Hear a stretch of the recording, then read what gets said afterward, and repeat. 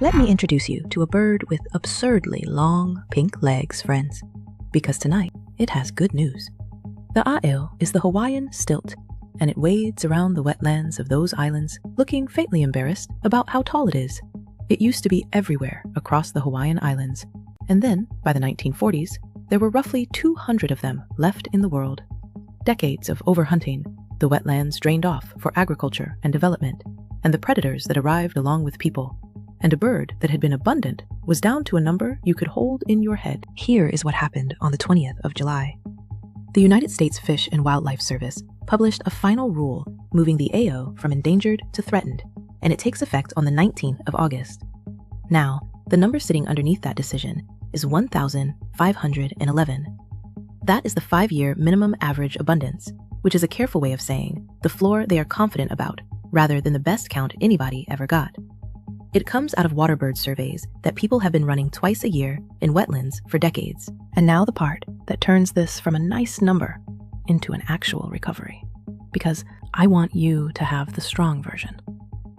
The rule notes that the counts, while they have generally been increasing over time, appear to have plateaued, indicating that the Hawaiian stilt may have reached its carrying capacity in existing wetlands. Sit with what that means. The bird is not simply up from its low. It has climbed all the way to the ceiling of the habitat that is still there, and it is pressing against it.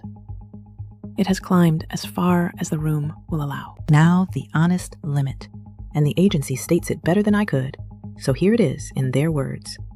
The Hawaiian stilt is no longer in danger of extinction throughout all or a significant portion of its range, but is likely to become so within the foreseeable future. That second half is precisely why this bird is now threatened and not taken off the list altogether. The recovery is real, and it is being held in place by work that has to keep happening. Stop the work, and the sentence stops being true. And there is a small piece of this I found genuinely touching, which I accept is an odd thing to say about federal paperwork. Alongside the reclassification, they published what is called a 4D rule, and it is the practical half. It permits the conservation work itself, the predator control, the habitat management, and letting authorized staff help an injured bird or pick up a dead one. That exists because changing a species' legal status can accidentally make the very work that saved it illegal on the day the change lands. Somebody sat down and thought about that in advance. Somebody protected the people doing the saving. So here is the whole thing in one breath. 200 birds in the 1940s, more than 1,500 now, and a federal rule saying out loud that they have filled the wetlands that are left. That took about 50 years, and it took people going out twice every year to count waterbirds in a marsh whose names are nowhere in that document. Last time on this desk, it was 6 cheetahs walking back into a Zambian valley. Tonight, it is a very tall, pink-legged bird standing in a Hawaiian wetland that has room for exactly as many of them as there are. Go tell somebody about the ae'o. I'm Naomi, and this is Pixel Politics.